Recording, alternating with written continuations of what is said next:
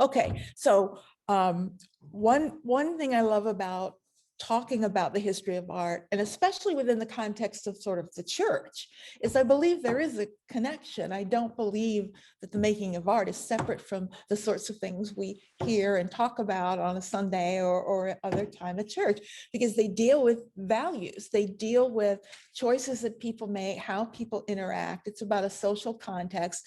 And if you want to understand how people have changed and human values change and what matters to people over time, studying art is a great way to do it. It's a lot more interesting than just reading a history book that tells you how people felt. You can actually look and people will show you how they felt, even if they aren't conscious of what they're doing. So that's sort of one of the focuses that I'll be looking at. Let me move my wonderful Zoom people. Sorry, Zoom people, I'm moving you down into the corner. So please yell at me if you want my attention. Peggy, Yes. back to what you said earlier. Yeah, if you would repeat the questions when Okay. sometimes we really can't hear the whole Okay. question. That would be great. Thanks. Okay. Yes, I will absolutely do that. And help me remember out there, people, if I forget to do that. Just a little bit about the language of art before we start, how we talk about art, things that I'll be talking about regularly. When we look at any work of art, we always talk about the subject, the form, and the context. The subject is subject matter. We just call it subject. That's basically, what is it about? Is it telling a story? Is there a narrative? Is it a symbol that stands for something? Or is it just an object that has no story associated with it? It's a bowl of fruit, there's no narrative there. Maybe it's symbolic of something though. I mean, so the subject matter is one aspect of a work of art. Form is another aspect. Form simply refers to the choices the artist makes to communicate that subject. In other words, what medium are they using? Maybe it's oil paint. Well, then what colors are they using? How are they composing the scene? Are they using straight lines, curvilinear form, shapes, colors, all of the things that an artist chooses to express a subject. And then at least as important, and in some periods of history, the most important, is the context. What's happening around that moment in time, what's external to the work of art that's contributing to that work. It may be the artist is aware of it, maybe they're not aware of it. In this, we're going to look at the Last Supper, of course, when we get to Renaissance art, but this is a good example. For subject, well, obviously it's a narrative. It's a well-known narrative. It's the Last Supper. It's a biblical scene. In terms of form, the artist has chosen here to lay this composition out in a very specific way. It's very horizontal. It's placed parallel to the picture plane. It's very symmetrical. There's a geometric grouping of the figures. All of this is very intentional to create a particular mood. The context we'll talk about when we get there. But there are a whole lot of things happening at this moment in time within the church, within reforms of the church, that contribute to why the artist made those choices, why it looks the way it looks. So we'll talk about that, we'll look at another comparison in a moment. Another way to think about those three things is what I call the three questions that relate to goals and methods. What's the artist's goal? What's the artist trying to accomplish? How methods is how are they going about accomplishing that? What choices are they making? And then third, the context, which is why is this goal important? Why does it matter at this point that you do this? So you can look at subject, form, and context, but they're really just answering these three questions. What's the artist's goal? How are they going about accomplishing that goal? And then why does that goal matter? And I swear to you, this is the truth. If you know those three things, you know everything there is to know about that work of art. There is not a thing that exists that's relevant that's not related to one of those three questions: what, how, and why. So that's what we ask. As an interesting comparison, here's two paintings of the Last Supper, same subject. couldn't be more different in terms of form or how the artist tells that story. And the contexts are dramatically different. It's about 100 years in between these. Not about, pretty much exactly 100 years.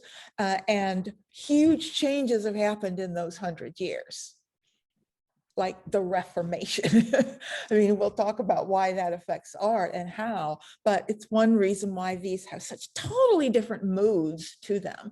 It's as if they're talking about two different things, two different events, and yet it's not, it's the Last Supper, but you're seeing it presented in a dramatically different way. Okay. As we begin at the beginning and talk about social development, how human beings develop as individuals and in groups, one of the things that I've sort of become aware of over the years is how connected human development is to the materials that we work with at any given moment in time. In fact, we label eras and time periods by the materials that drive those eras. I mean, stone and wood are the first two things. We call it the Stone Age. Stone and wood are the first two materials that human beings work with. For obvious reasons, they're just lying there. They're not materials you have to make or create or work with. We don't have a lot of, it shouldn't be surprising, but we don't have a lot of wood from older periods, but we know they worked in wood, and we'll see why we know that they worked in wood. Undoubtedly, wood art, whether it's sculpture or architecture, is at least as old as stonework. It's just that, of course, wood rots and it's gone. So we have stone, we don't have wood, but they go hand in hand as an age, as an early age. That's followed by the various metal ages, and that begins at the next level of social development when people begin understanding how to work with ores and alloys. Bronze is the earliest metal. The Bronze Age follows the Stone Age. Bronze is the earliest. It's a simple alloy of copper and tin, and we'll talk more about that. Following the Bronze Age, that Bronze Age is about 1,500 years or so. Following that is the Iron Age, which is also an alloy. That brings a huge change in development because iron is quite different from bronze. You're limited with bronze to making art and decorative things. When you have iron, you can start building and you can start making all sorts of different things that build, a city and a society. And then lastly is steel. And steel has a very long history, but the steel we think of today is a modern concept. The kind of steel we build with today uses a process called the Bessemer process, and that's from the mid-70s. And it's really the steel age. We think of steel dominates from the mid-19th century on, and that's changed our whole way we interact with the world. Of course, then later we've got various synthetics, plastics, and other materials. And it's interesting to think about how our life changes with these materials and our ability to work with these materials and what we can express and how we can communicate. Okay, so yeah. Would glass come in there? When does glass come in? That's a really good question. Glass is ancient. Glass, the Romans were masters at glass. They're really the first culture that use glass widely and extensively. How much earlier it is, I'm not really sure, but I mean, glass can be made naturally, and you can find bits of glass. So people have found bits of glass and understood it. But in terms of, the science of making and working with glass, it's quite old. It goes back to antiquity. Yeah, yes. Can you give an idea of when the Bronze Age? Okay, when that's going to come up in a little bit, but no, that's okay. The Bronze Age begins around, it varies by location, but the Bronze Age begins around 3000, 3200 BCE, somewhere around in there. And it goes down to about, say 3000, they go down to about 1550 BCE. That's when the Iron Age begins. And then, of course, we had a big, long gap before we get to, steel really being used in the modern era. So, yeah, long period. Yes. Where does copper come in? Copper is not an alloy, it's an ore. So they've had copper. Copper is used in, like bronze is an alloy of copper and tin. So copper isn't very useful until they learn how to add other metals to it. So copper becomes important in bronze when they start making bronze. So copper sort of, I would say copper comes into its own with the beginning of bronze when they understand how to mix copper and tin and other natural ores. An ore is a natural thing that's in the earth. You just dig it up. Neither bronze, iron, or steel are natural things you dig up. You have to make them by combining different ores together. And that's the process that had to be learned. It's the smelting of these ores and how to combine them and to make these metals. That's really the advance. Peggy, Peggy, No, tin is a natural element. Yes, I thought iron is not an alloy, it's an element. iron is an element, you're right, but the iron that people build with has different other elements in it. It Okay. also has Okay, some copper in it. So you're right, iron is an element. But they couldn't really use it until they figured out how to turn it into an alloy with other metals. And I have more of those details coming up because I can't remember what they mix it with right now, but I do know it's in my notes somewhere. So, learning how to use metals is very important. But, art is like the first use of most metals. I mean, the first thing they do is make art, not build buildings, which is interesting in its own right. Okay, so now let's talk about images and objects in the context of what we call art. The very earliest things we have are two types: small handheld three-dimensional objects, which is what this is. Notice this is 4 inches high. This is small. And also then paintings on cave walls. So you've got small handheld objects and cave paintings. A lot of what we know about this is limited to what has come down to us. And there's undoubtedly a lot of things that existed that we just don't know about and we don't have anymore. These small female figures, we call this one the Woman of Willendorf. It was found near Willendorf in Austria. That's why it's called that. This is the best one of all of them. We actually have hundreds of these. Most of them are fairly undefined. They're very minimal shapes. They're not as well defined as this. We know they were made throughout Europe, but in terms of what they signify, the same is true of cave art. At that point, we've got to sort of make some assumptions. The fact is, we don't know, and we're never going to know exactly. We're not going to find some document that says, by the way, I made this because I wanted this to happen. But we can base those assumptions on fairly reasonable knowledge that we have about cultures today. I mean, we understand today on this planet, there are cultures of human beings existing on all different levels of development.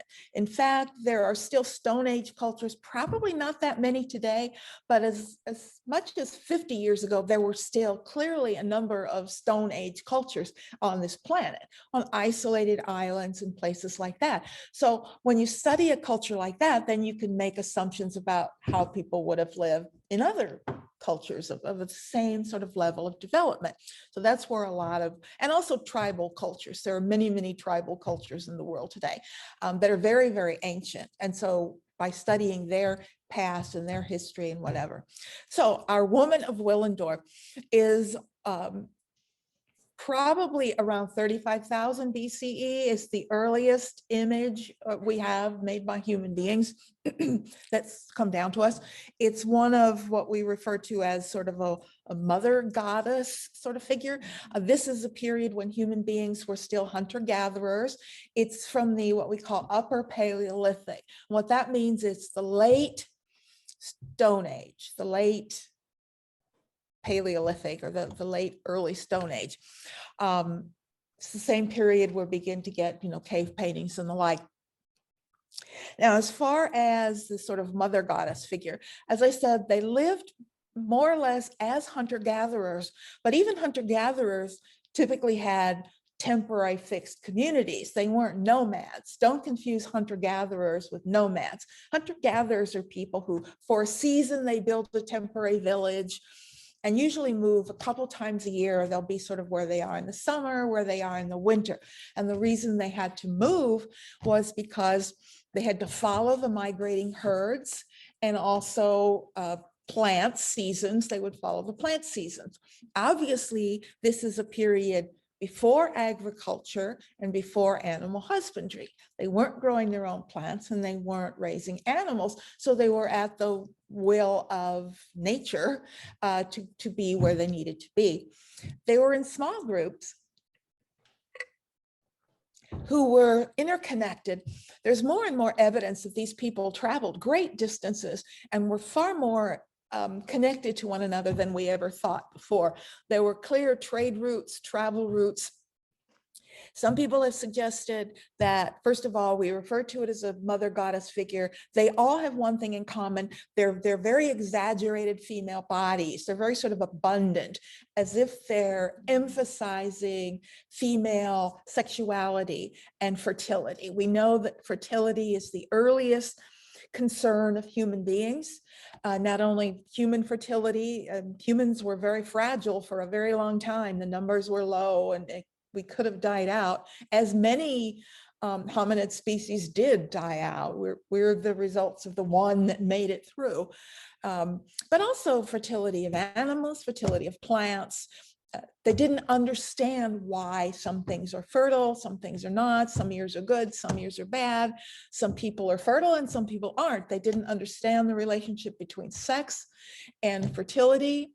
And so very, very deeply in the human psyche is, maybe I can do something to impact the world. Maybe I can do this ritual or make this object and that will help.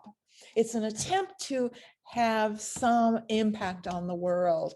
And so all of these early things, whether it's the paintings or the objects, were used in rituals, and often we can tell that they were in various ways, undoubtedly relating to fertility, female fertility. I mean, from the very, very beginning, fertility was associated with the female body. They had no concept that men had anything whatsoever to do with it. So fertility is a female thing. And so the earth becomes Mother Earth. The body of the earth is like the female body. As we'll see, the caves themselves are womb-like forms. They're symbolic of that. Students always wanted to know why she's wearing this knit cap. I mean, it really does look like a knit cap. It's not, that's her whole head. It's not a cap. And we don't really know what that symbolizes, but many, if not most of these objects have that. It's symbolic of something. It's not meant to be a cap or anything. It signifies something. We don't know what it signifies, but it is part of the mystery of. I assumed it was hair. I know it could be hair, but it's down over the whole face. Yeah. And yeah, so that kind of doesn't make sense. So yeah. Why is there no face? Well, because I don't know, because it's covered by hair. We don't know why there's no face. Yeah. Is this carved? Or is Yes, this it's stone. No, this is stone. This is all stone. So it's carved. The style is what we call stylized, and I'll use that term a lot. Most ancient art is stylized. Stylized simply means it's not naturalistic. It's not trying to look like a thing in the real world per se, but it's styled in such a way that we all know what it means. So they all would have understood that these proportions and the like, and even the sort of abstract nature of the head, whatever that signifies, they would have understood the meaning, even though we maybe don't. We can get some of the meaning, but we can't get all of it. Some people have suggested that these might have been traded because sometimes they'll be found in very distant locations. Some have suggested that they might have like symbolized your clan. And so when you ran into another clan, you exchange these. And that was a way of identifying your relationship, that you have similar beliefs and similar values. And it's a really interesting idea. I would no way of knowing if that's true or not, but sounds interesting. I mean, humans would do that. So I like to think maybe that's the case.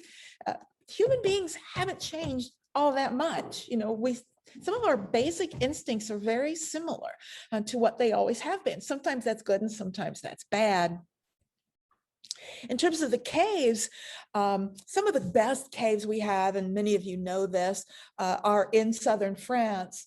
The Lascaux caves are the most famous. They're massive. They go on for many miles. The reason we have so many in the area of southern France has to do with the geology of the place. It's the nature of the limestone caves preserves the pigment on the walls.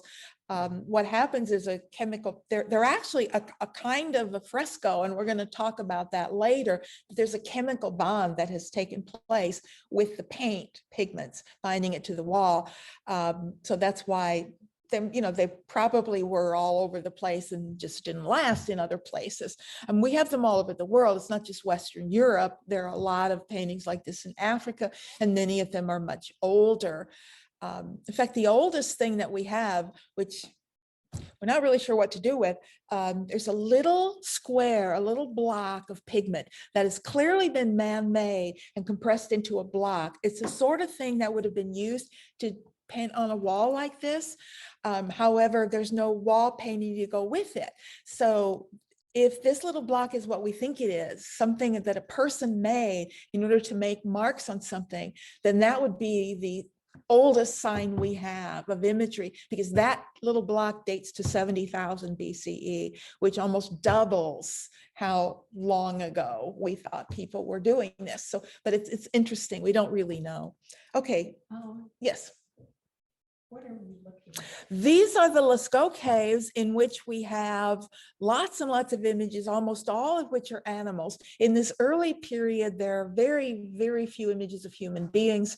It's all animals, and it's usually associated, thought to be associated with the hunt, and also rites of passage. When we look at these caves, these images are not like right inside the entrance. They tend to be way back, mile or more back in the recesses, often in places where you have to get down on your hands and knees and crawl there, back in dangerous little cubby holes. So what we believe about these, and I think this is fairly reasonable, that they were probably used as rites of passage, very likely as initiations for young men entering a sort of hunting clan. We believe this because this is a tradition that we find in tribal cultures going back. There are tribes, particularly in Africa and in the Pacific, that are very ancient, that all do the same thing. They all have these different sort of associations and groups as an adult.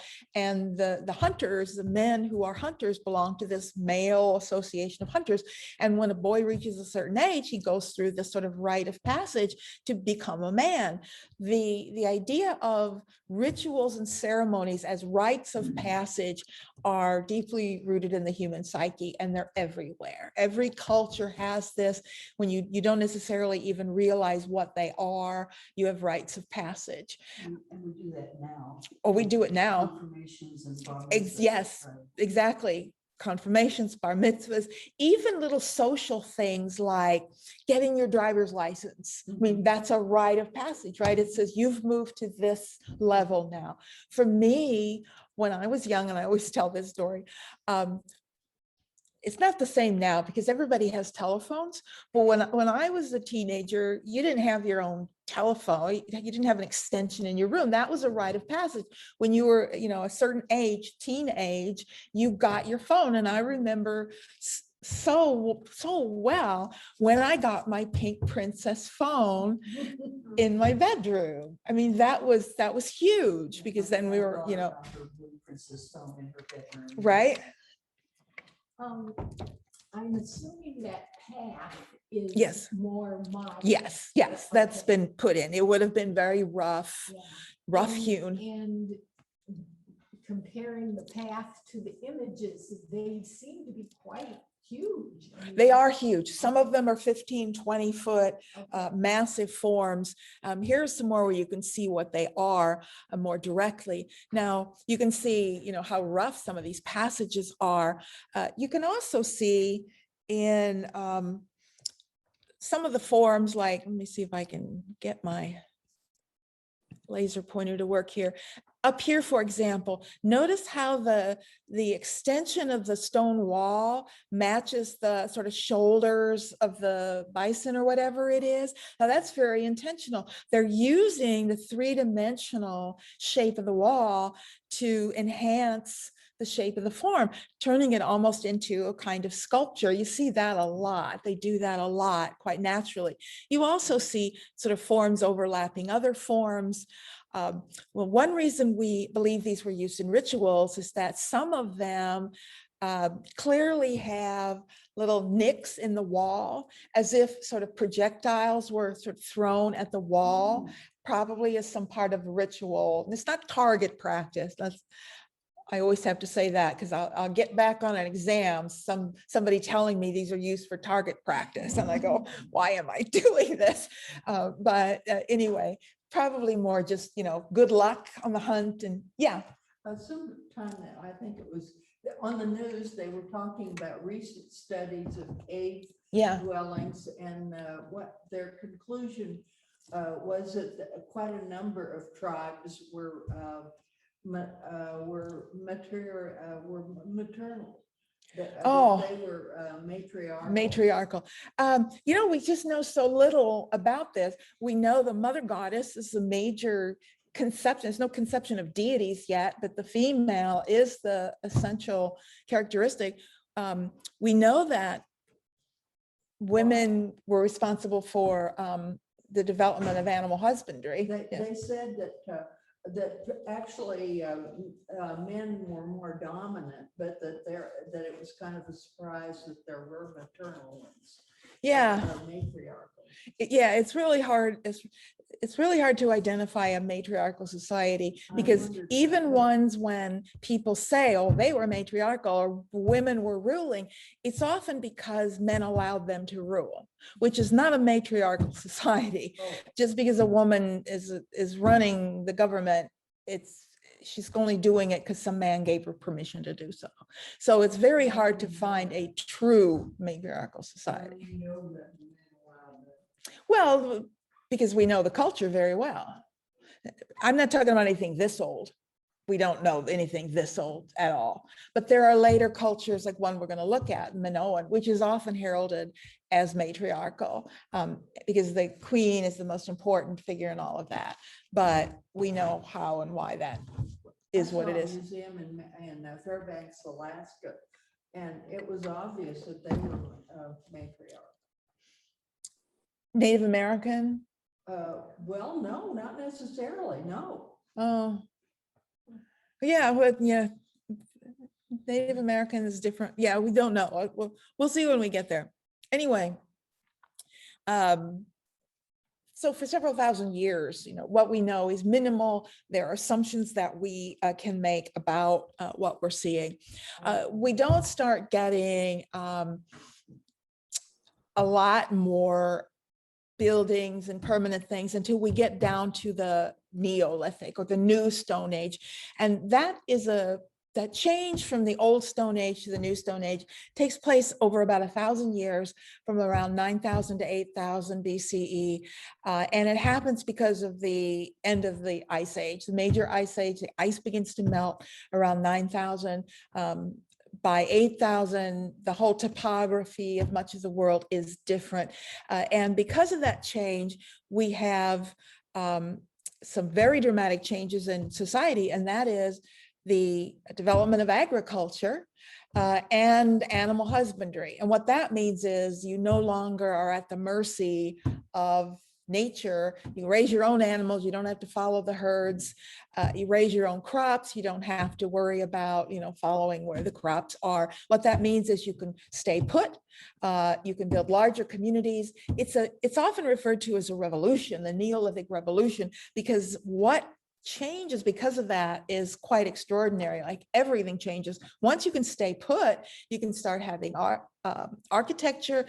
This is when craft really begins, and we start to have people making things. I mean, as long as you are hunter-gatherers and you're sort of semi-nomadic, you're never going to own too many things. You're never going to have or accumulate things, because you have to pick everything up and move it. But once you know how it is, you move into the house, you start accumulating, right? You start filling up every little nook and cranny, same thing. Once you stay put, it all changes. And that means also that you have specialization. It no longer takes 100% of the population to feed everybody. Let's say it only takes 70% of the population to feed everybody. That means 30% can now do other things. They can make pots and they can build furniture and they can make clothes. So you begin to have specialization, people specializing, and then selling things is a huge change in the economy. And you also start, your needs level has gone up a level on the pyramid, and your basic needs are not, staying alive, but you start thinking about other things. And this is where we start having the appearance of like ritualized burials. People started thinking about what happens after death, how do cycles work? Most particularly, they became fascinated with the heavens, the turning of the stars, the cycles of the seasons, all of these things they start thinking about now. Because if you're a farmer, and agriculture makes you think about seasons and how things change, and that's what we see, the big revolution in the Neolithic, and Stonehenge is certainly a great example of that. There are so many things we know and don't know about Stonehenge. We have learned more in the last 20, 25 years about Stonehenge than we have known for hundreds of years before then. There's a lot of really active work. Even in the last 2 years, we've had some astounding research and things that have been published. 3000 to 1500, that doesn't mean it was used during that period. It was used later. That's when the building was happening. This is not one thing. This is not used by one group of people. It was used by many people for many things over a very long period of time. The building itself, the structures themselves have nothing to do with Celts. It's often associated with the Celts. The Celts didn't even arrive in Britain till around 1000 BCE. So this is pre-Celtic Britain, probably built by, or undoubtedly built by, the descendants of the earliest hominids in the British Isles. And we know there were early Paleolithic people there. These are their descendants. We're going to be talking more about the influx into Britain and the influx into Western Europe of people coming from the East. That's the Celts, but they haven't arrived yet. So this has nothing to do with them. Now, what we're looking at today has little relationship to what was ever there.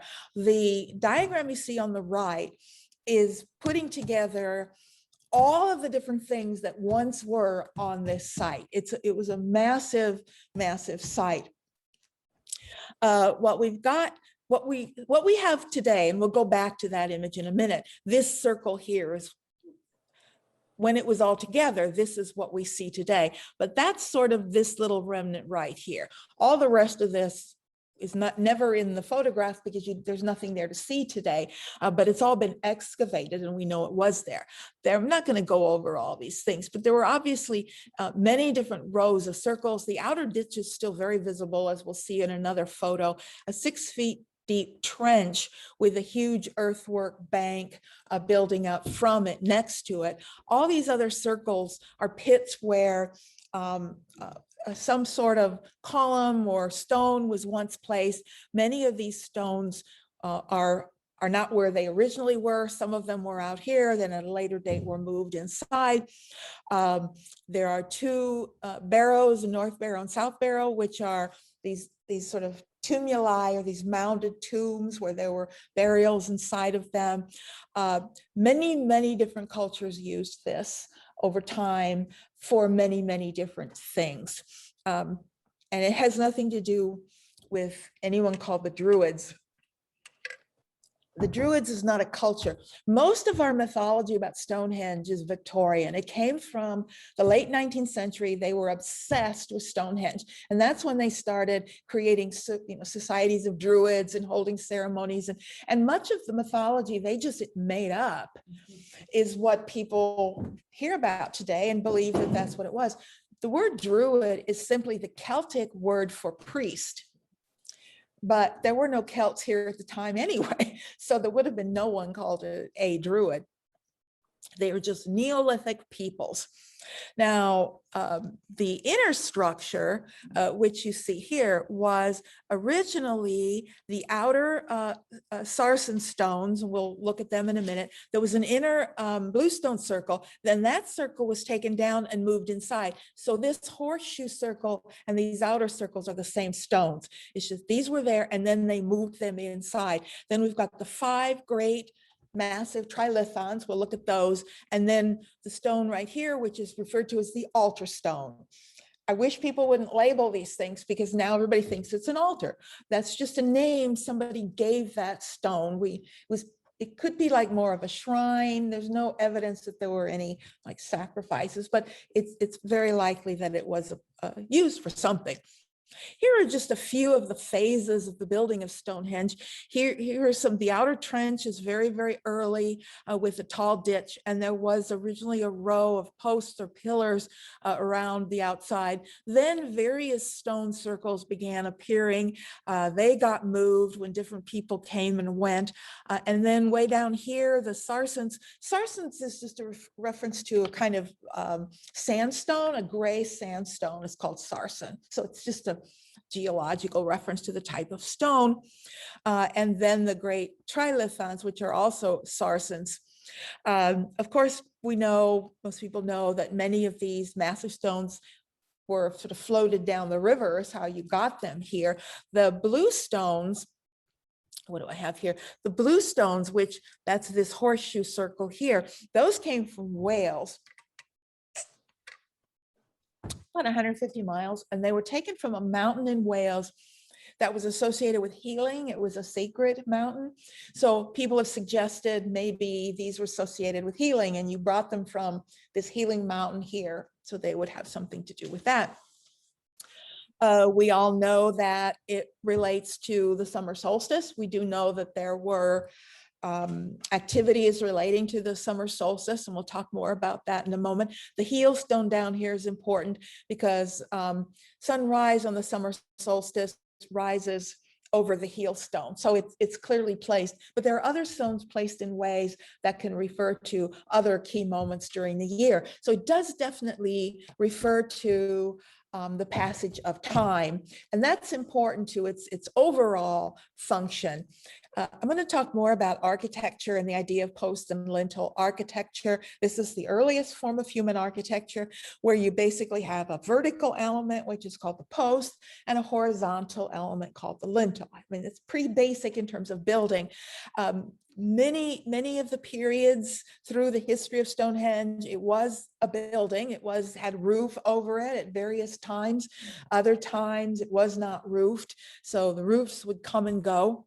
Undoubtedly of materials that would degrade, like thatched roofs and the like, are simply not going to last.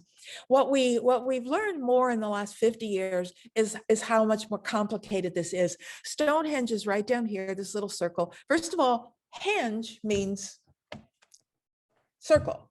So Stonehenge just means stone circle. That's all it means. So the little Stonehenge is down here.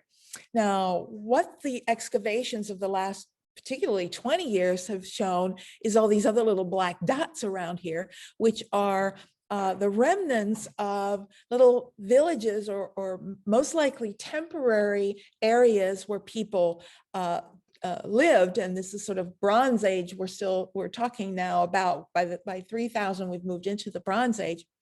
What they've recently, well, I don't know when exactly, maybe 30, 40 years, they've known about Woodhenge. Now, it's about a mile here from Stonehenge to Woodhenge.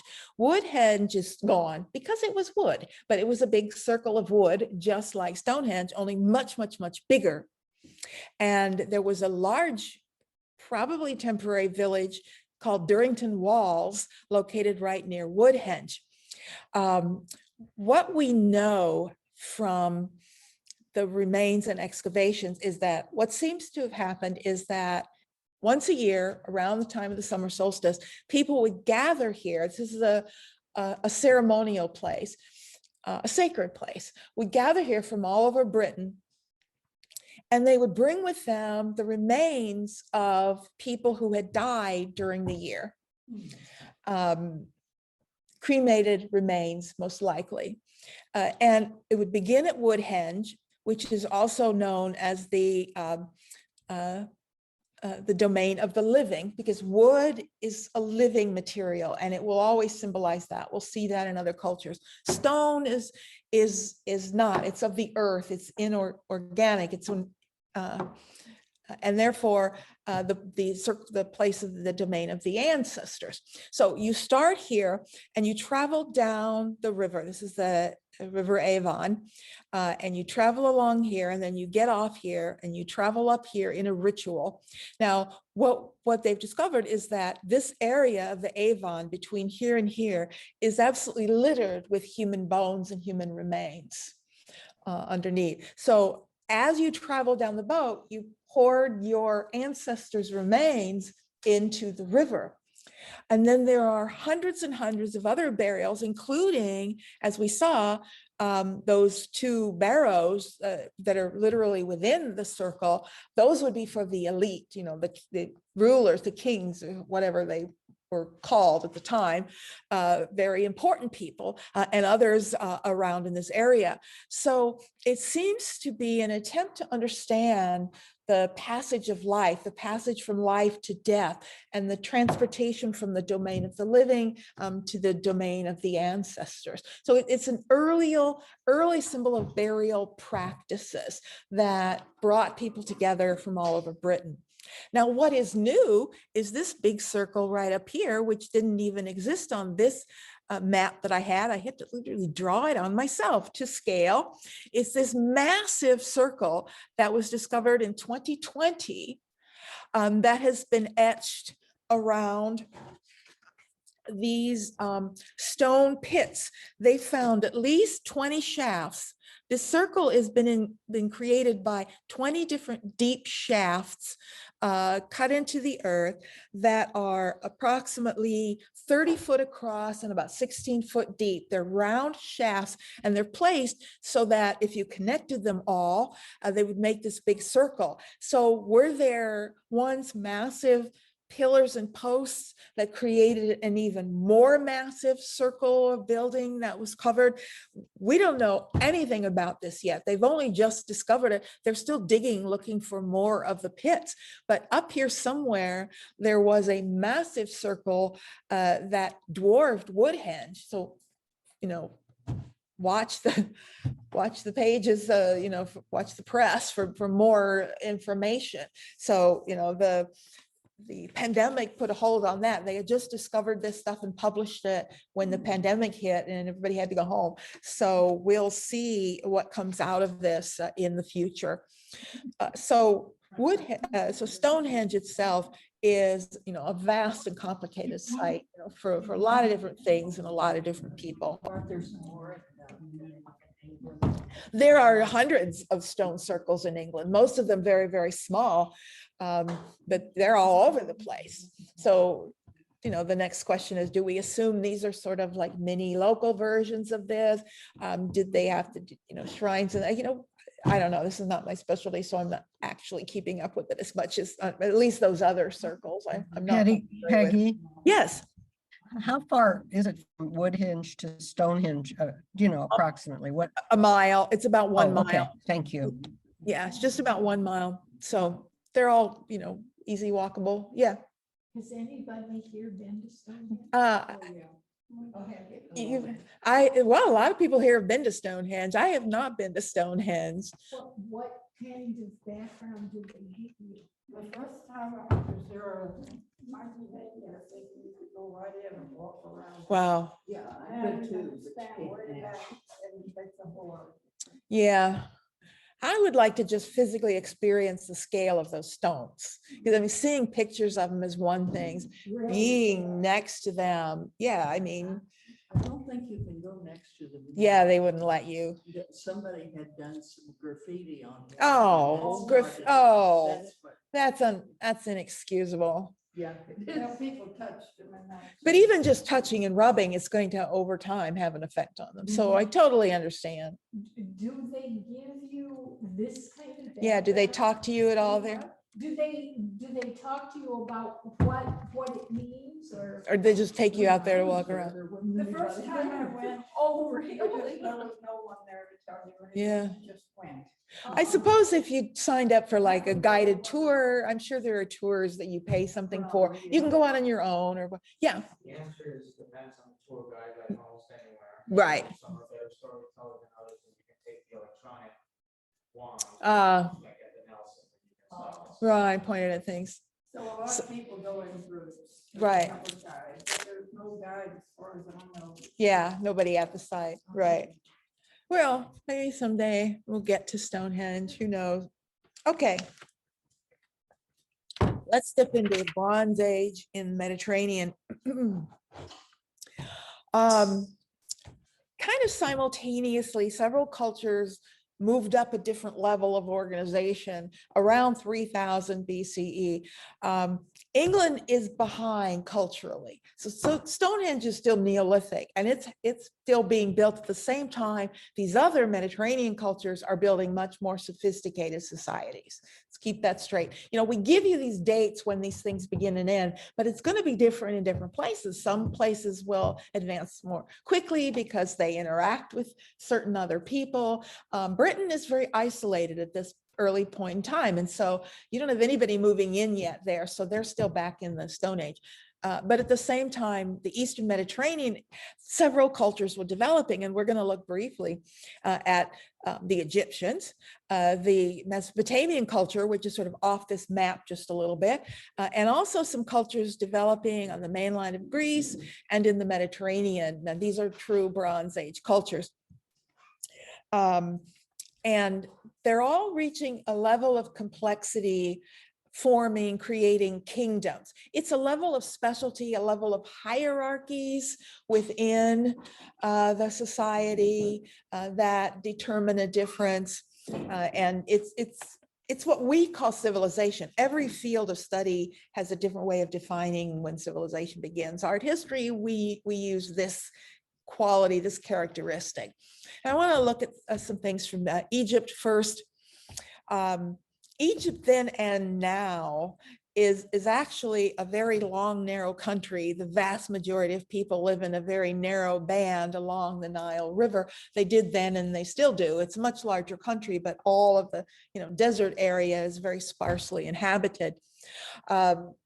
Egypt is unusual at this time for its size as a culture, as a unified culture, and also for its endurance, its ability to maintain a culture more or less unbroken, not totally, but for a very long time. We measure its history in terms of dynasties. There's 30 dynasties over this period from 3100 down to 332 BCE. That's when they fall to the Hellenistic Greeks. We'll talk about that later. That's under Alexander. And then in 30 BCE, they fall to the Romans. But really, ancient Egypt as we know it, we think of as sort of ending around 332 or so. Major figures, the gods, we're going to see several of these. The four major figures, Osiris, Isis, Set, and Nephthys, they were the four original. They were created by earth and sky, and everybody else is their descendant. Horus is the son of Isis. Set killed his brother Osiris. This is early on in the story. Originally, Osiris was the king of the gods, but Set killed him and dismembered him. This is a short version of the story. Isis puts him back together again. And then Osiris goes down and becomes the king of death, or the king in the underworld, only they didn't call it the underworld. Her son Horus then becomes the king on earth and the ruler of earth. So sort of Isis and Horus sort of rule together. Nephthys is one of the sisters. She helps Isis, but she's sort of in the background. She's never a major figure. The gods we encounter, Ra, major figure, the sun god, we'll see him all over the place. We're going to see Anubis, who's associated with death and mummification, because that is a major part of Egyptian culture. Much of your life is focused on your afterlife, you know, preparing for that. And Amun, which is air. Often Ra and Amun are worshipped together as a god called Amun Ra, just putting the two names together, because air and sky obviously go together. So these are sort of some of the figures we're going to encounter. From very early on, Egyptians developed a very rigid canon of proportions, or in other words, a sort of set of rules for how to depict the human figure. It's what we call the composite view, and it's what you see here. In which this is for two-dimensional art I'm talking about, not three-dimensional sculptures. But if it's, you know, painted on a wall, this is the form it must take. The torso from the waist up is frontal, so you're seeing it from the front. The torso from the waist down is from the side. So right at the waist, he turns completely. The head is profile and the eye is frontal. So that eye is moved around to the front. And it's such a rigid canon, and tradition is so important to Egyptian culture, is that Egyptian art will, with some exceptions, remain largely unchanged for thousands of years. When the Greeks first encountered the Egyptians, they couldn't believe it, because they said, I can't believe this. They haven't changed in 1,000 years. And this would be shocking because Greek art changes really quickly. So they couldn't understand a culture that didn't change, but tradition mattered. In fact, the more important you were, the more important it was to follow this canon. As we're going to see, less important people like slaves or servants, they can be shown in a different way. They don't have to follow this. But if you're a really important person, you must be shown this way. It's one way to identify, one of many ways, how to identify who is important and who is not. Now, these three sort of crowns, at the very beginning, in the pre-dynastic period, just before the dynasties began, so around 3100 BCE, there were actually two Egypts. One we called Upper Egypt, which is down here, and Lower Egypt, which is up here. And of course, students always want to know, well, why is upper at the bottom and lower at the top? Well, it's not. The earth, that they're thinking of the map and confusing a map with the earth. North isn't really high or up. We just arbitrarily call it north. It's called that because the Nile flows north. And so upstream is here and downstream is here. So it's sort of upstream Egypt versus downstream Egypt, is sort of how they think about it. By the way, it is the only major river in the world that flows from south to north. There are little examples of it, but major rivers is the only one. Now, the North and the South had a fight, a civil war, around 3100 BCE or so. And they came together and unified. The unification of Egypt is a major moment in Egyptian history, and that begins the dynasties. And it's marked visually in art by these crowns. This is the white crown of Upper Egypt. This is the red crown of Lower Egypt. And when the two merge, it's called the double crown of unified Egypt. And you will always see the kings in one way or another. Sometimes you will see them wearing the double crown. That's symbolic of the two Egypts coming together. And one of the most important works we have from this early period is this palette of Narmer. And you see Narmer here wearing the white crown of Upper Egypt, which is where he's from. He was from Upper Egypt. Here he's wearing the red crown of Lower Egypt because he conquers it. The South conquers the North. And then from that moment on, they will wear the double crown with both of them. So this object, this is one object. You're seeing two sides of the object, front and the back of the same object. It is called the Palette of Narmer because King Narmer is the man you're seeing here that defeated the North. It's pre-dynastic. It's like this exists at the moment just before the dynasties will begin. And it's a palette. This is a ceremonial version of a useful object that everyone had in their homes. Egyptians, even at this early date, used coal, K-O-H-L. Coal is still used in many parts of the world. It's actually a mixture of lead sulfate and oils. Sometimes sort of carbon is used, ground, and it's used for eyeliner and the like. And pallets are these small things you would have with a well in it, and you grind up your materials and mix in your oils. So this is an oversized, it's 2 foot high. It was found in a temple. It would have been used to mix the coal for the statue of the god in the temple. So, you know, the god needs more coal on the statue. So they would literally have painted this onto the statue of the god. So that's why it's called a pallet. But it is, you know, it does show you functioning objects. So let's take a look at this. First, this is actually technically the back side over here, because here's the well. This little well, that's where the coal would have been ground. So that's considered the front. So let's look at the back first. Here's Narmer. What you see here is what you see in Egyptian art everywhere, and that is what we call hierarchical scale. So the more important someone is, the bigger they are. That's how you know somebody's important. They're bigger than everyone else. So we have him here beating down one of his enemies. It's divided, this one's divided into 3 registers. A register just refers to like a horizontal band. So in the middle register, we have Narmer killing an enemy. We have here Horus, hawk. He's sometimes called a hawk and sometimes called a falcon. And I looked him up and I couldn't really see a lot of difference between a hawk and a falcon.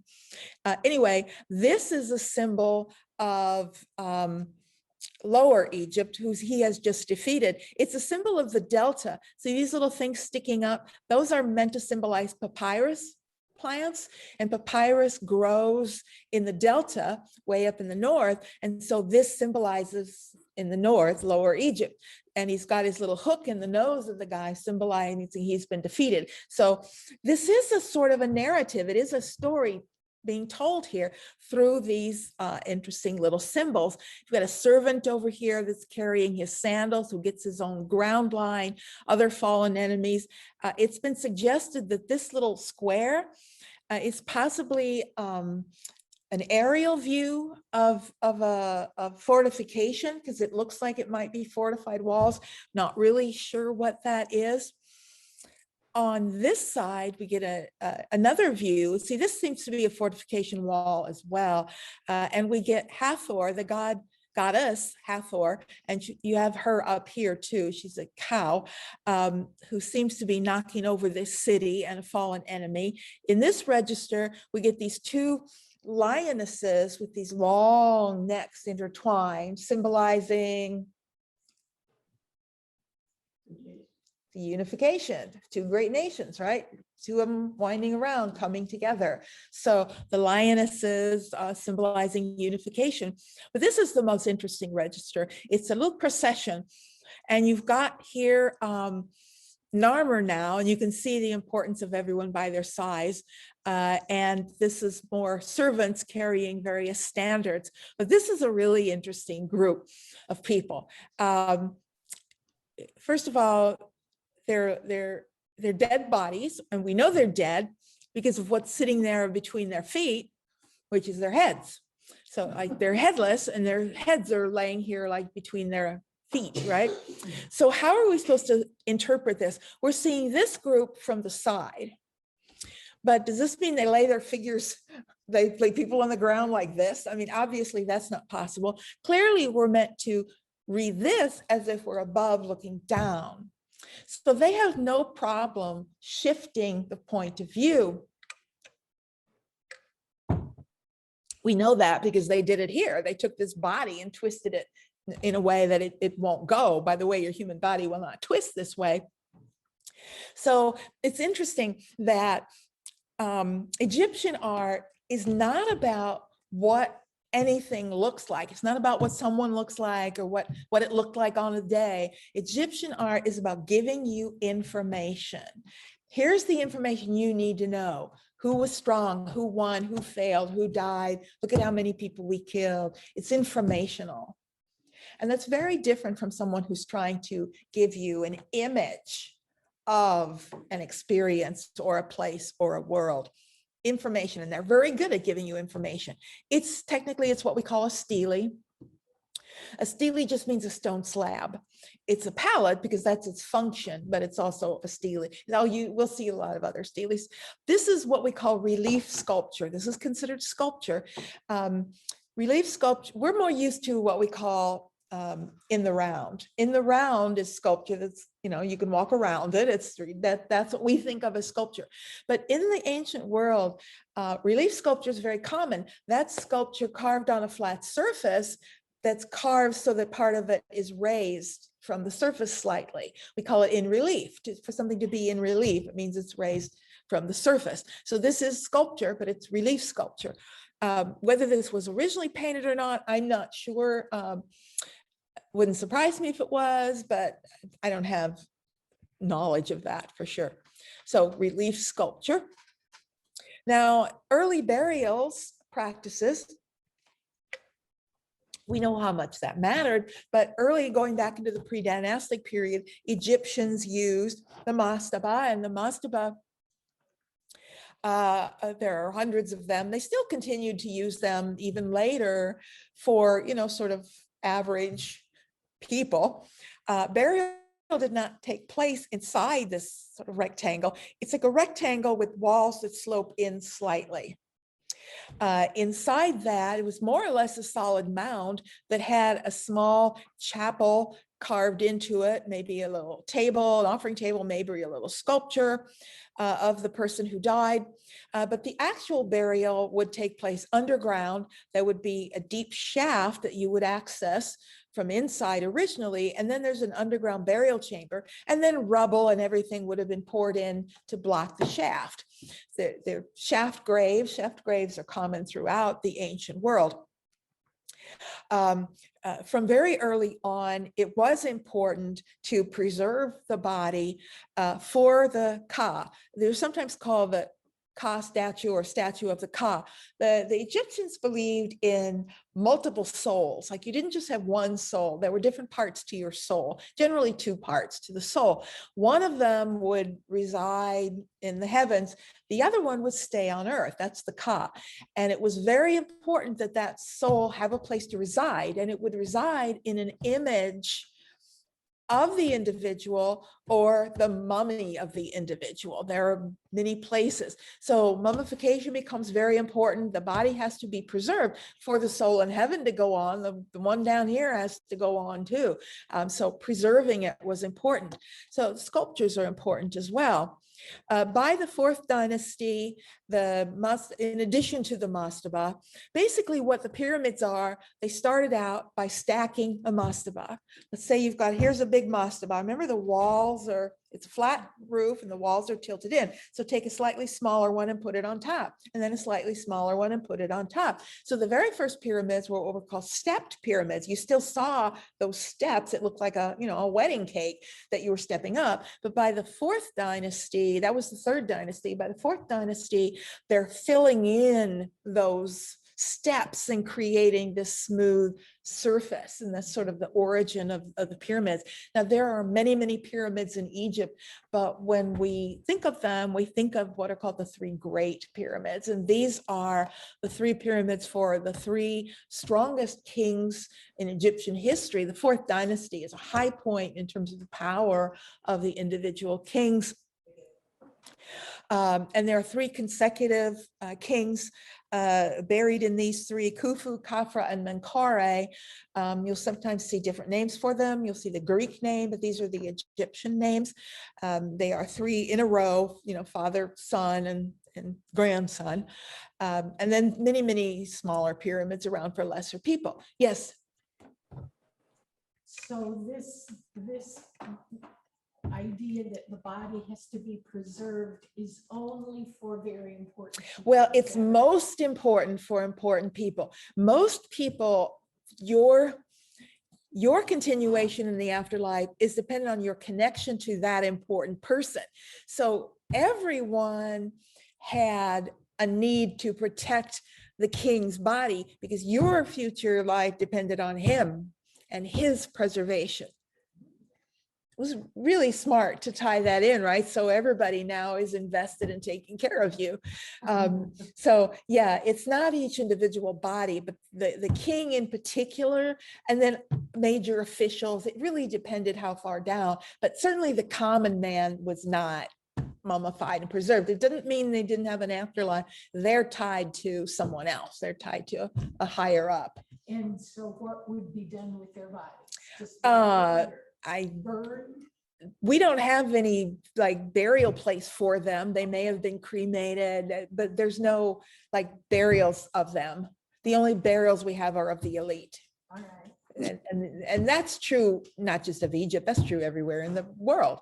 Historically, everywhere in the world, you have tombs of the elite. You don't have tombs of the common people. They couldn't afford the materials that would like preserve a tomb or whatever.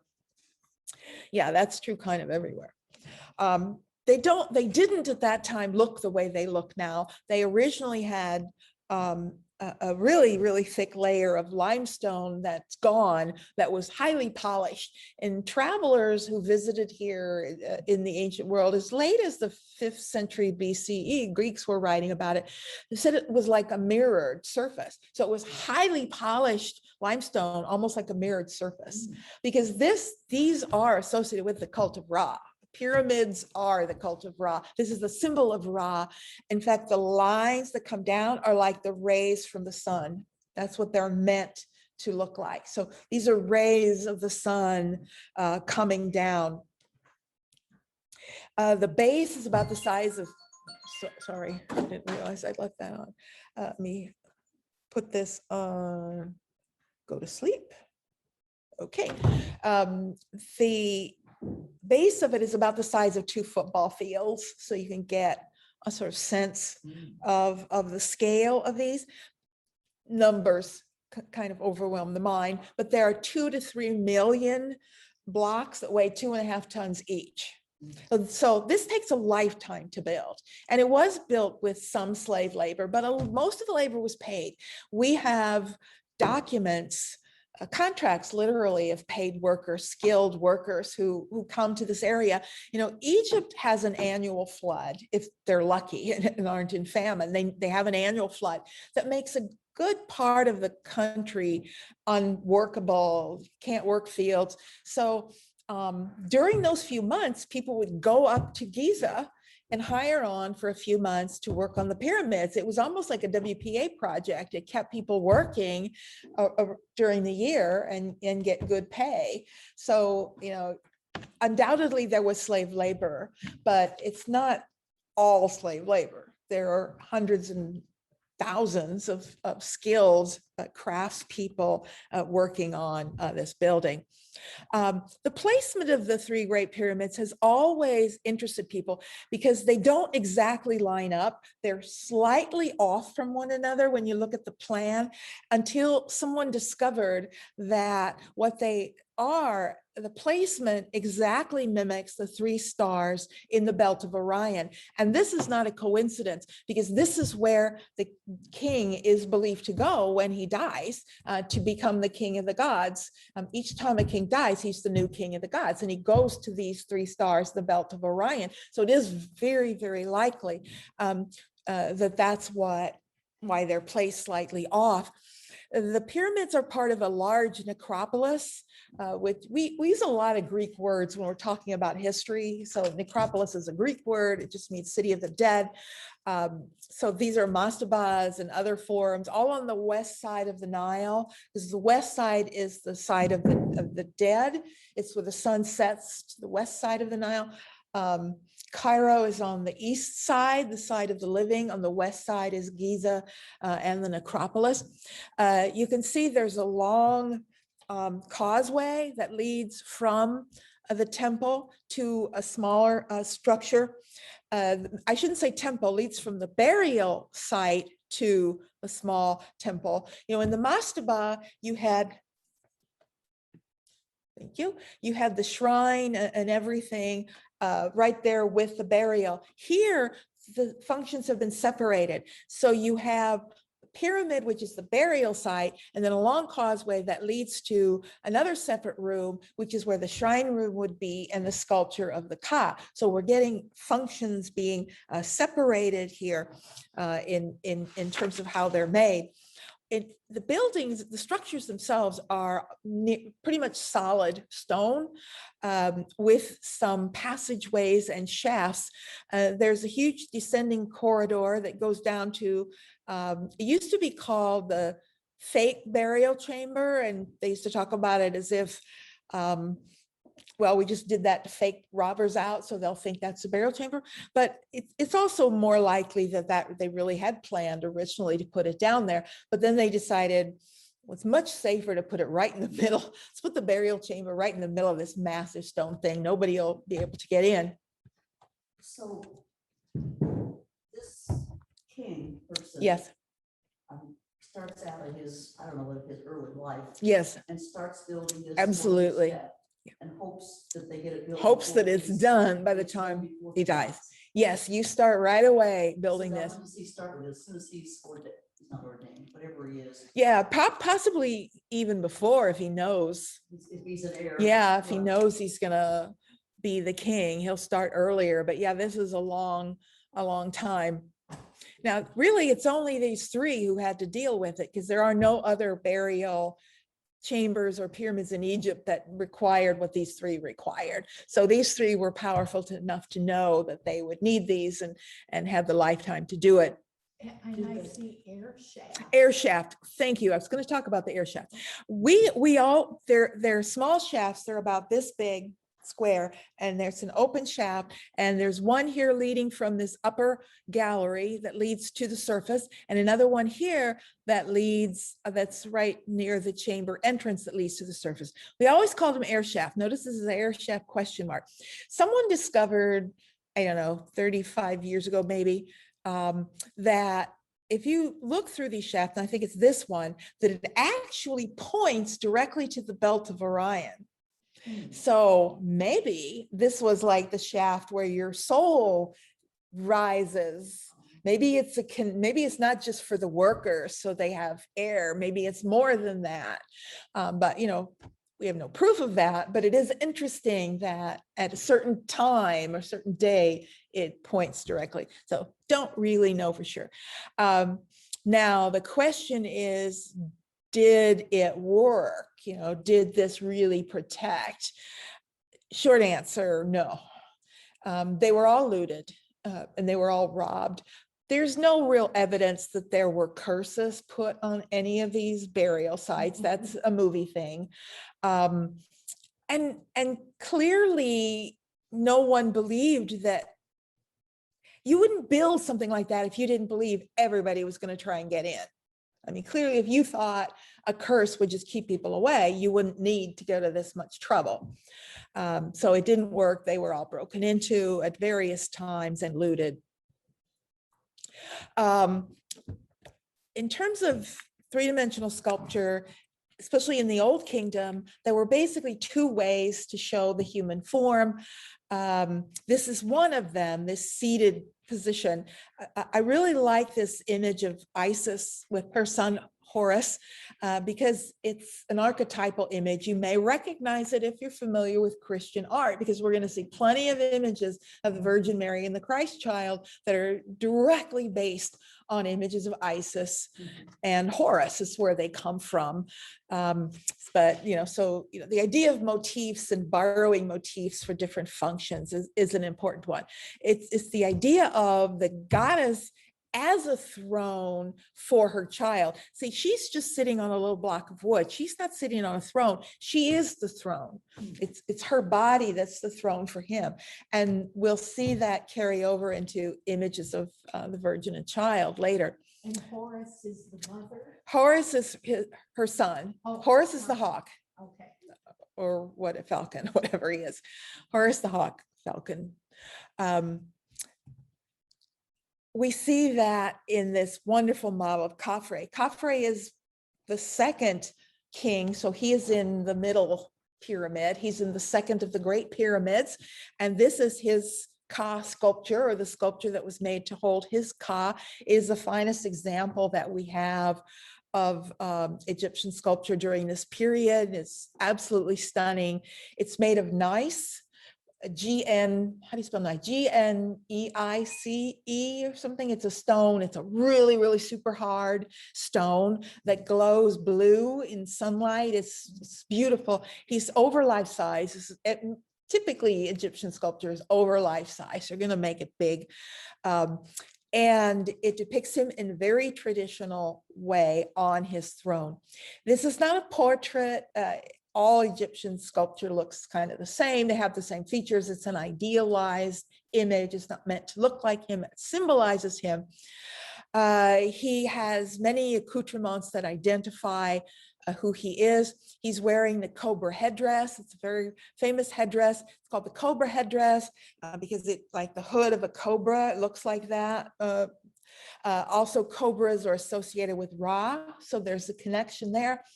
That's because cobras rise up like the sun rises up. So people make connections in interesting ways. We have Horus behind him with his wings sort of around him, you know, identifying a connection. He's wearing the wooden beard. This was not a real beard. It's actually a piece of wood, a ceremonial piece of wood that is tied around your ears.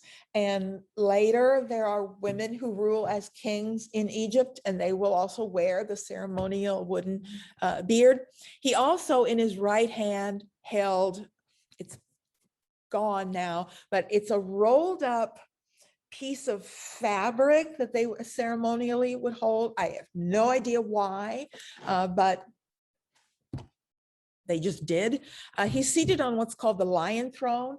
Lions, we will see, are often associated with royalty. You know, they're powerful predators. Most everywhere, they're the most powerful predator.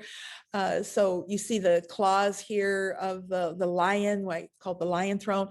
And here on the side, we have papyrus, which identify,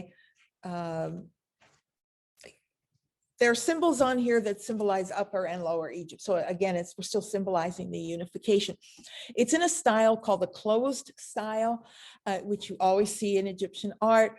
Everything is attached to the stone. There are no open spaces here. This is solid behind his legs. There are no open spaces between his arms. He's totally closely attached to the stone, and that's very intentional, is to link him to that stone. The properties of stone are hardness, strength, durability. It's going to last forever, and those are qualities of the king and qualities of Egyptian culture. This would be a totally different sculpture if this were carved out of wood.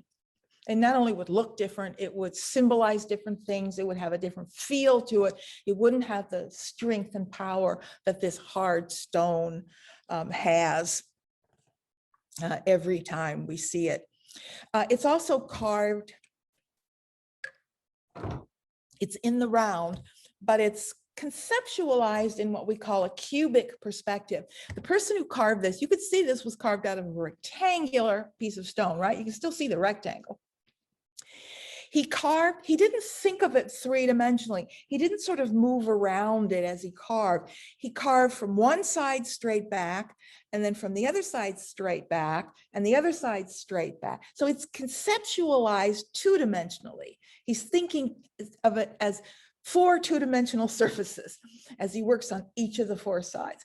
And because he thought that way, he leaves that quality in the sculpture. He may have rounded the forms, but it still has very much that cubic sensibility. This is the one in the Nelson. When you go into the Egyptian room, if you look on your left, you could easily walk past it because you have to kind of stop and turn around to see it. It's sort of on your left, facing the same way you're walking. So people walk by it and don't even look at it. And it's a really interesting piece. Well over life size, it's huge. So walk into the Egyptian room and then turn around and look at the piece to your left. It's the other way, it's the second way that it's okay to show a king or important person. One is the seated, rigid manner. The other is the standing, and it's just as rigid, hands to the side, closed style, fist. You can see in this fist, he's still got that rounded, he's holding this sort of rounded piece of fabric. A lot of it's been broken off and, not in great shape, but it still shows the same characteristics and qualities. And it is early, same period, 4th dynasty. So this could be one of the 3 great kings. We really just don't know. And tomb painting, sort of lastly, well, not quite lastly, but tomb painting we haven't looked at, last of the Old Kingdom.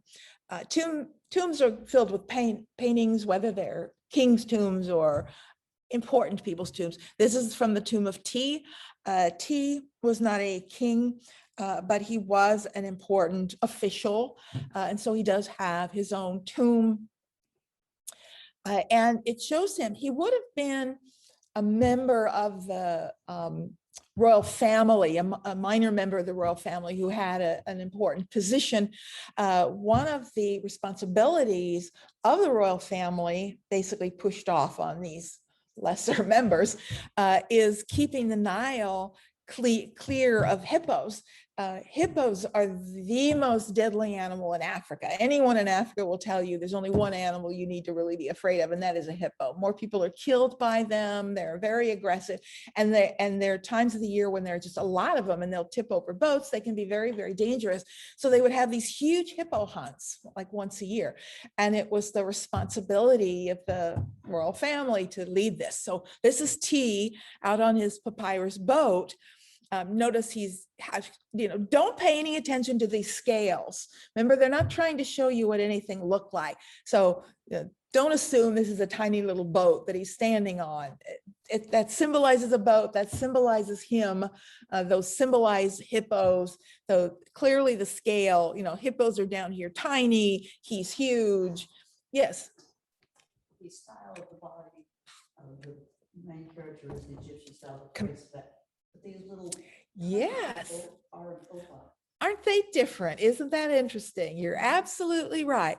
Why is it these guys don't have to be in that style? Because they're not important. Okay. They're not important people. It doesn't matter that they're in composite view. And when you only look at royal tombs and images of important things, you get one sense of what Egyptian art looked like. If you don't look at the broader scale and see images of animals and servants, and which can be quite lively and very dynamic and a lot of movement, then you'll have a whole false sense of Egyptian art. And this is a perfect example of it, that these guys you can see from the side. Notice their diagonal lines.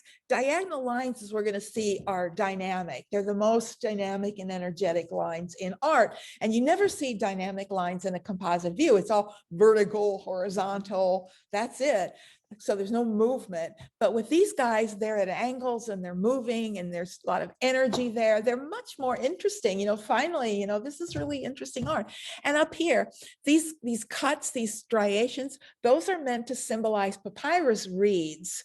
So he's out in the delta and his boat going through the papyrus reeds, hunting for hippos. So this is how they suggest it. And then up here, now the paint has worn off. This would have all been painted as well, and therefore more visible. You get trees and branches and the tops of papyrus reeds. There's all kinds of birds and animals up here that are lively. There's all sorts of interesting stuff going on up there. You can't see it very well, but nonetheless, it's there. So this piece alone is very Egyptian. And then down here, you can see it was painted blue, and you can see these little carved like squiggles. That's water, all right? That's suggesting water. And then you've got fish and hippos. Again, scale's irrelevant, point of view is irrelevant. So again, we've got a kind of point of view from how are we supposed to see this? We're not supposed to judge this visually. It's information, and all the information is there. Here's what he's doing. here's what he was looking for, here's who was helping him, here's the birds that he saw. So all the information is there in a way that's really just quite different from the way we're used to sort of storytelling in most art. Now, jumping down to the end and looking at some late stuff, New Kingdom art.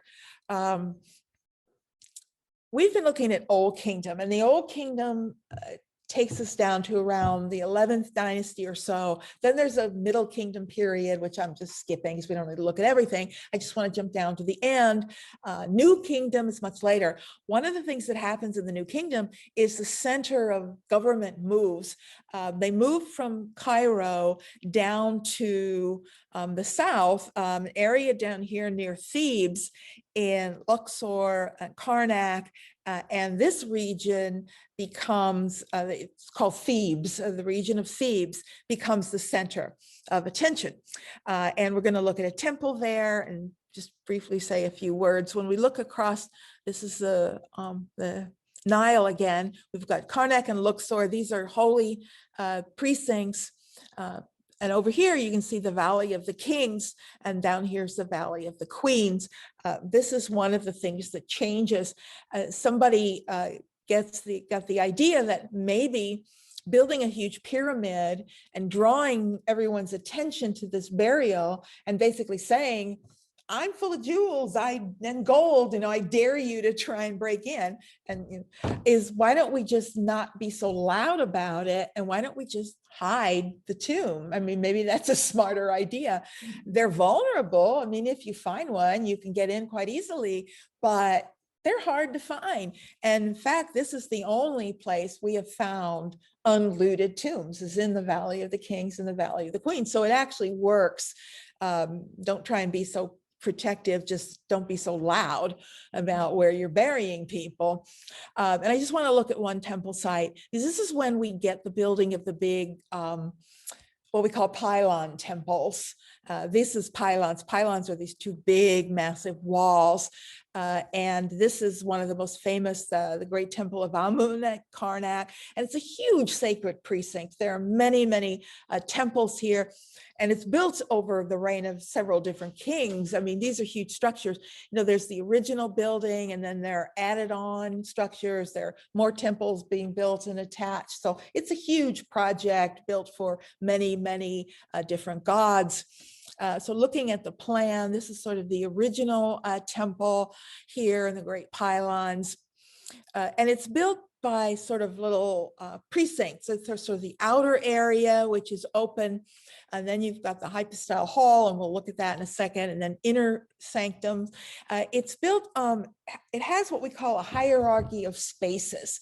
In other words, depending on who you are and how important you are, you can go farther back into the building. Like, a lot of people are allowed into this big open courtyard in the front, but not everybody could pass through into the next area. And then you get into the sanctuary, and then you get back into areas where only the priests and the king could go. So this idea of hierarchy of space in a building, we're going to see again, and it's one we very much have in our culture.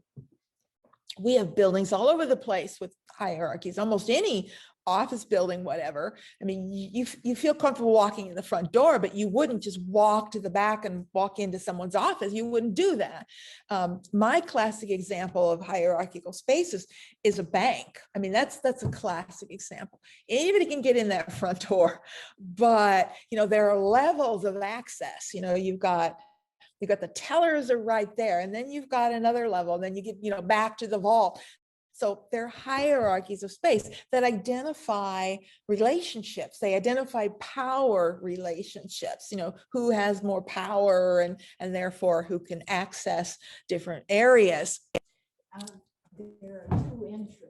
Yeah, this one was added on a little later because this goes down to some other temples down at Luxor. So yeah, there are multiple pylons here and multiple entrances used for different ceremonies and different rituals. Let's go back. This is the sort of the main entrance. This is clearly not these ram-headed sphinxes are right here, and they relate to ceremonies that take place. Ceremonies in Egypt often where they're around holy days, and they often involve processions. Processions are a big part of the ancient world. Rituals were parades, and we still have parades, and we don't even think about how ancient that idea is. But the idea of parades, going from this place to this place, it's a ceremony. We don't think of it today, parades as ceremonies, but they were, and they were associated. Now we associate them with holidays, right? You got the Christmas parade, the 4th of July parade, not all that different from the Festival of Opet, although the Festival of Opet lasted 124 days, and there were, it celebrated, Festival of Opet celebrated the flooding of the Nile every year, and the king, these pylons are placed so that on the day of Opet, the sun would rise between these two pylons as the king rides out. Can you imagine the door opening, the king comes out and the sun rises over his head? I mean, talk about ceremony and drama and also power. It's like the king is the power of the sun. He's linking himself to Ra, right? The sun god is like rising over his head. Nobody did ceremony better than the Egyptians. I mean, they were like the masters. I want to look at this room right here. See all these little dots in this room? It's this covered space height right here, because that is a room called a hypostyle hall. And we're going to see those again in the ancient world. At this time in the ancient world, it was the only way to have a large enclosed covered room. You want a big room and you want a roof over it. The only way to do that was to have it filled with columns, because that's what a hypostyle hall is. It's a room filled with columns, because they're using post and lintel architecture. They're still using vertical posts and horizontal lintels. And there's only so much space you can span before, it falls in, and particularly stone, or later for the Romans, concrete, but that's a whole different style. You have to have them, and you have to have them close together. Now, the problem with a massive room filled with columns is they get really dark. I mean, your windows are way on the outside, and the columns are going to block the light. So by the time you get to the middle, you got no light. So the Egyptians are the first to use this technique, which we're going to see developing through Western architecture everywhere. And that's the idea of a clerestory. If you look at this diagram, you can see there's a central area here, like the middle of the hallway going through it, that's taller than the other areas. It's elevated. It's lifted up. It's like taking a part of the roof and lifting it up so that you can put windows along the side. And those are called clerestory windows. They also help to get air in and move it around. It's a big stuffy room, but light was one of the most important. And we're going to see clerestories and how they develop, particularly in Christian church architecture. It's going to be directly based on this. So anyway, that is the hypostyle hall. Here is some of the columns. You can see how close they are. They're columns in the ancient world, and this is true everywhere, are created, they're stone, they're generally limestone or marble. They're not carved out of the earth as a big solid thing. They're made up, they're drums. These are called drums, and they're stacked. You create drums and then you stack them. That's how you make columns. That's how the Greeks did it, the Romans did it, how everybody does it. The drums aren't visible in the end, because as you polish them and smooth them or carve on them, you're disguising those marks. So at the time, you don't see those drums, but of course, we're all looking back at things that have aged, and over time you can see them everywhere because they'll age right at those spots where the drums meet.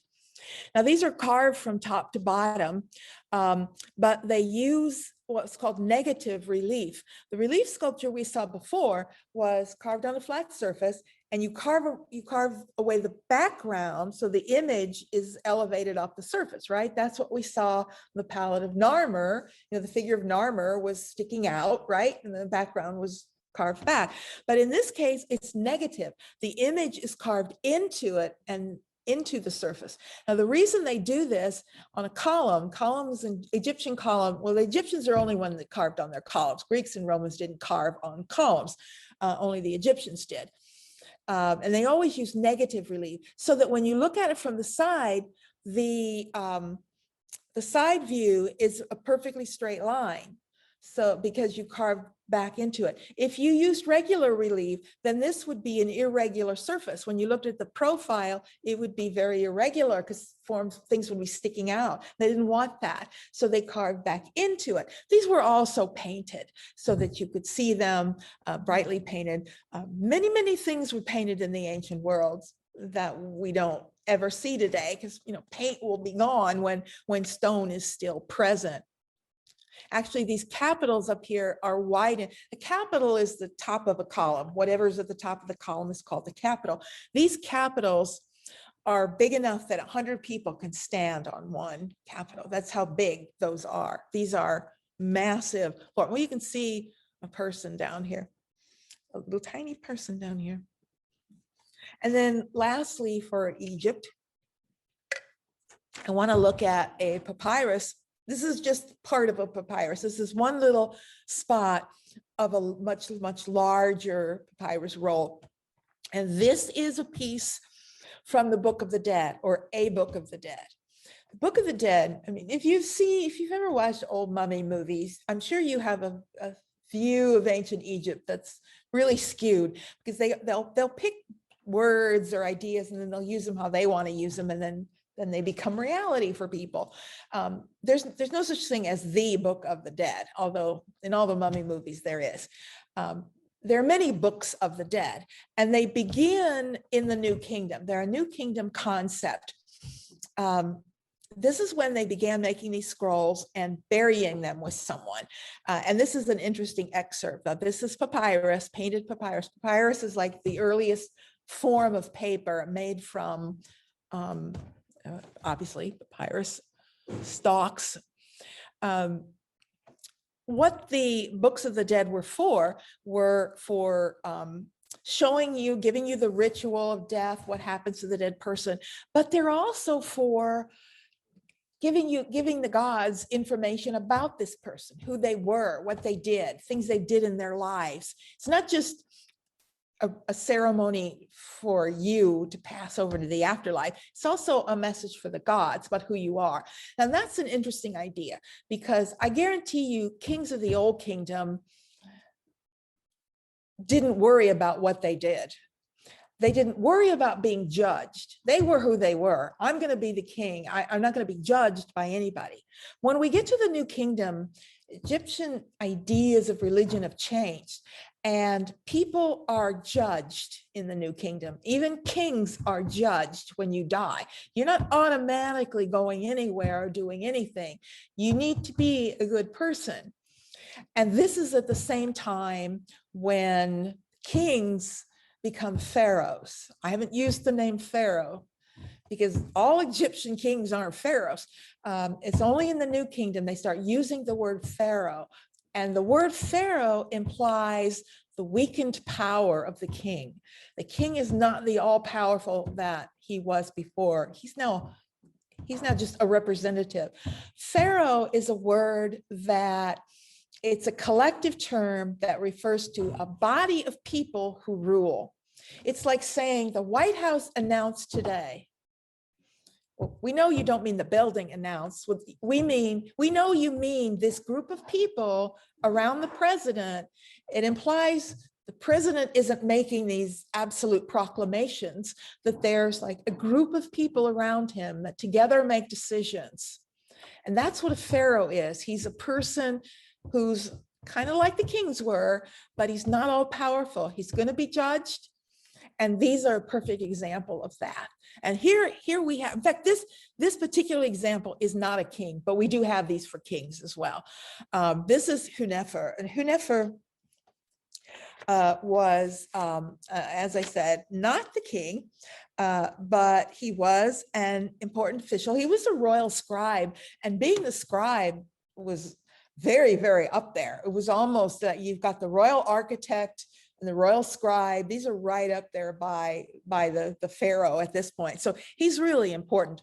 And we have him, this is what we call a continuous narrative, in that it's telling the story in little vignettes, separate vignettes.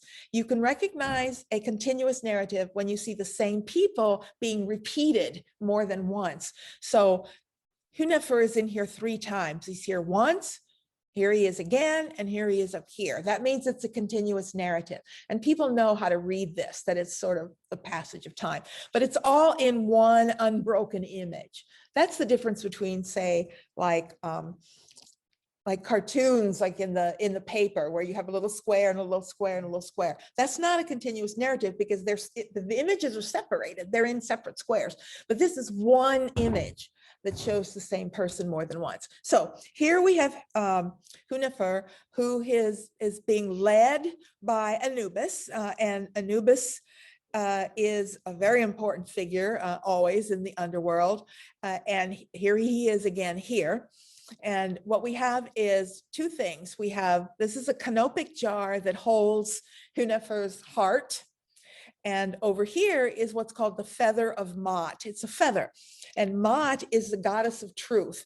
And what they're doing is Anubis is weighing his heart against the feather of truth. This is him being judged.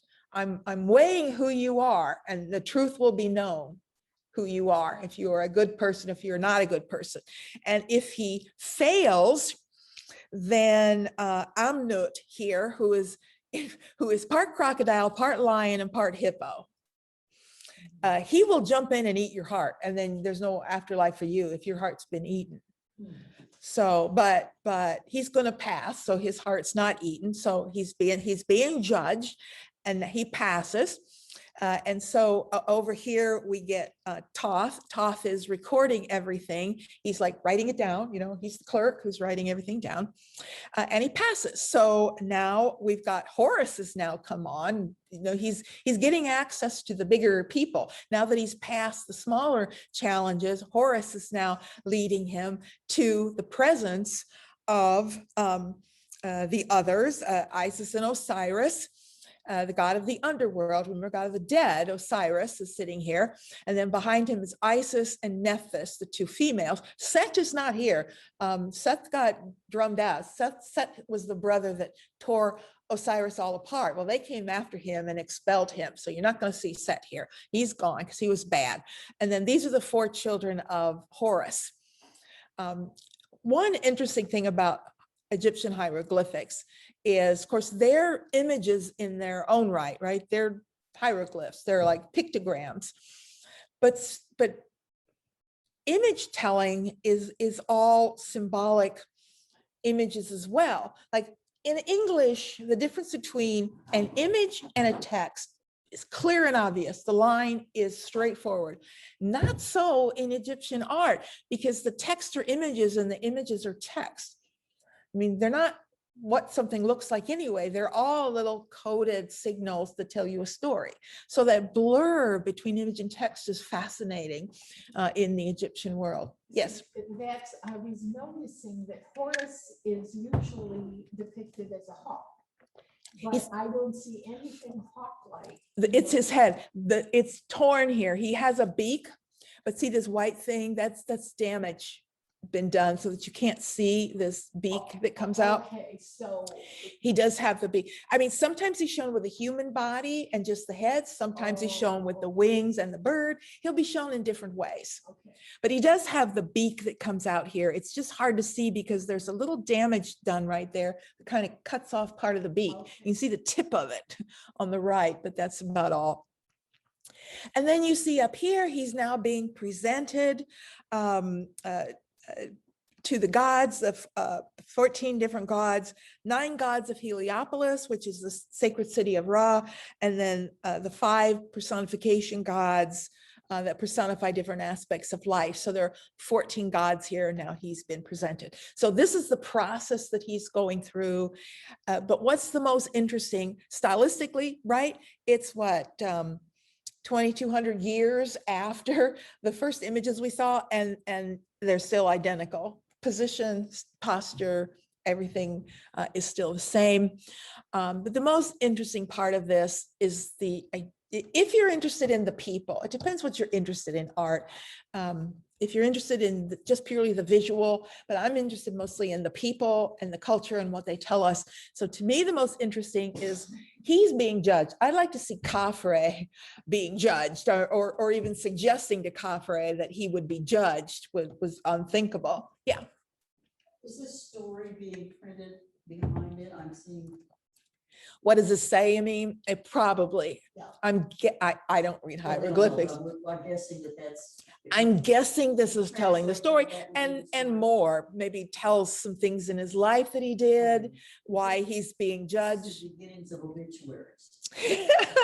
Except it's buried with him, so nobody's gonna read it but him. It's for the gods. It's a message for the gods. You know, we've here's what you should do. We've checked him out. Here's what he's done. Yeah, they're looking at his life, and it's very similar. Actually, I don't know if you know this, but Johnson County Community College, in their like continuing ed program, there is a woman that teaches hieroglyphics. Oh, really? Yeah, she teaches regularly. She's teaching again coming up. I just noticed the class was there. She's an Egyptologist. She's clearly an Egyptologist because she does one class on Egyptian culture, not art, but culture and history. And then she'll do one on hieroglyphics. She always teaches at night. If she would ever teach it during the day, I would love to take that from her, but I'm not going to drive down there for a night class, not even for Egyptology. So a lot has been covered today. So I would like to, let me see if I can discover. First of all, let me get rid of this stupid.